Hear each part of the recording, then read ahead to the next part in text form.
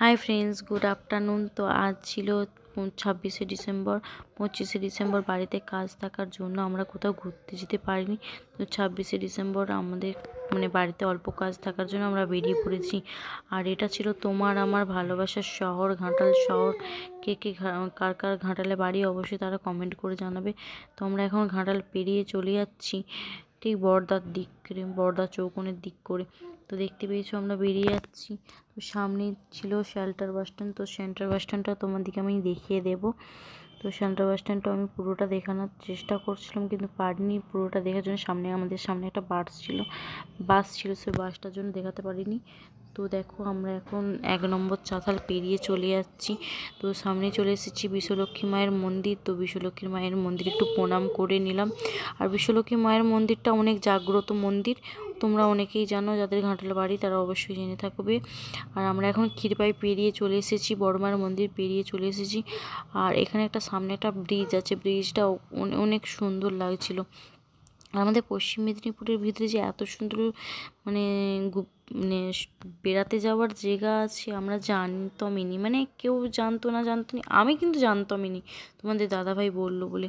তো যাই হোক, এই ব্রিজটার সামনে একটা খুব সুন্দর একটা নদী আছে, সাইডে খুব সুন্দর সুন্দর লোকেদের জমিতে চাষ হয়েছে, দেখতে খুব সুন্দর লাগছিলো দেখতে, তাই তোমাদের সাথে সেটাও শেয়ার করলাম। তো এখন অনেকক্ষণ বাইক চলার পরে না, ক্লান্ত হয়ে যাওয়ার পরে না, তোমার দাদাভাই বললো চলো কোথাও একটু বসি। তো বসার পরে আমি একটু চা বিস্কুট খেয়ে নিচ্ছি। তোমাদের চা বিস্কুট খাওয়া কমপ্লিট হয়ে গেছে, এবারে যাব আমরা, বেরিয়ে পড়েছি। তো দেখতে পেয়েছো শুধু শুধু সবুজ আর সবুজ, মাঠ আর মাঠ। তো এখন আমরা চলে এসেছি ঠিক জঙ্গল পেরিয়ে চলে এসেছি। তো রাস্তাটা না, এখানটা দিয়ে বলে রসকুণ্ডু যাওয়ার জায়গা। তো আমি তো কখনো রসকুণ্ডু যাইনি, বা কে কে গিয়েছো আমি সেটাও বলতে পারবো না, ঠিক আছে। তো অনেকেই গিয়েছো রসকুণ্ডু।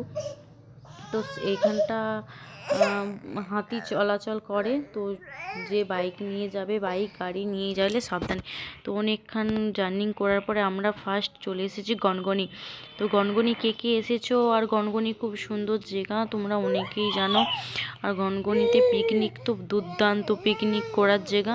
তো একবার যে আসনি সে একবার যে ঘুরে দেখো, মন মেজাজ সবার খুব ভালো হয়ে যাবে।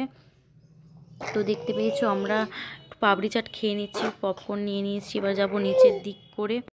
তো আমরা এখন নিচের দিক করে চলে যাচ্ছি। আর এখানে অনেকটাই ভিড় হয়ে গেছে এখানে ভীষণ।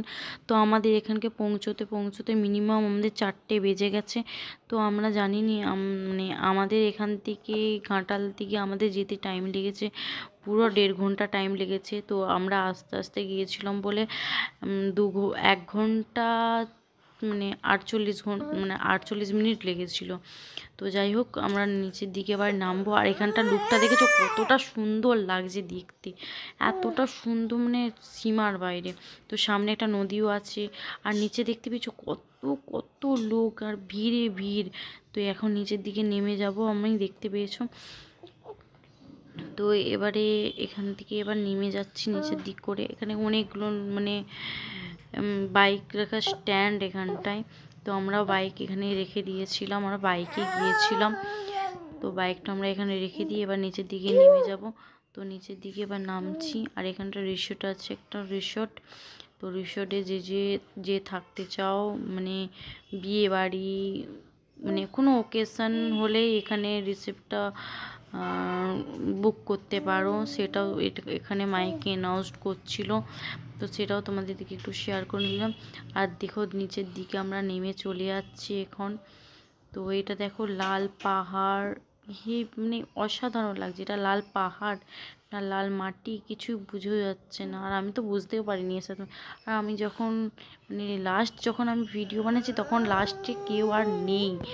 তো লাস্টের দিকে একটু ভিডিওটা বানিয়ে নিলাম, বানিয়ে বাড়ি চলে এলাম।